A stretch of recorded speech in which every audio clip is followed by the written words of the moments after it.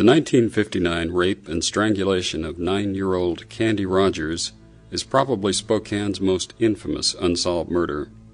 Rogers was selling campfire mints near her home on West Mission, at the top of what Bloomsday runners now call Doomsday Hill, when she was abducted. Former Springdale Mayor Dan Hite is haunted by the crime because he believes he knows who killed Rogers, a fellow member of the Spokane Motorcycle Club named Hugh Byron Morse. Morse was a likable, clean-cut young man who turned out to be a serial killer.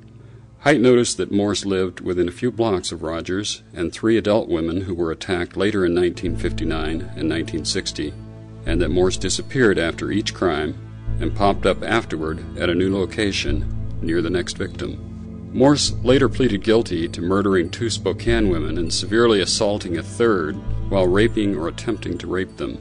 He denied having anything to do with Candy Rogers, however.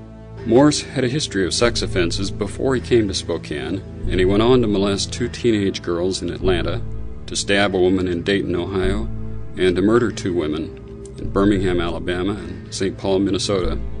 Eventually, in 2001, police got a break when Detective Mindy Connolly submitted Rogers' clothing for DNA testing and got a genetic profile of Rogers' rapist.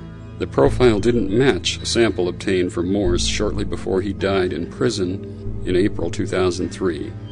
Connolly retired, and the investigation was passed to Brian Hammond, who is the latest in generations of Spokane police detectives to work the Candy Rogers case. Hammond plans to seek DNA testing of grape-smelling gum that was smeared on Candy Rogers' clothing.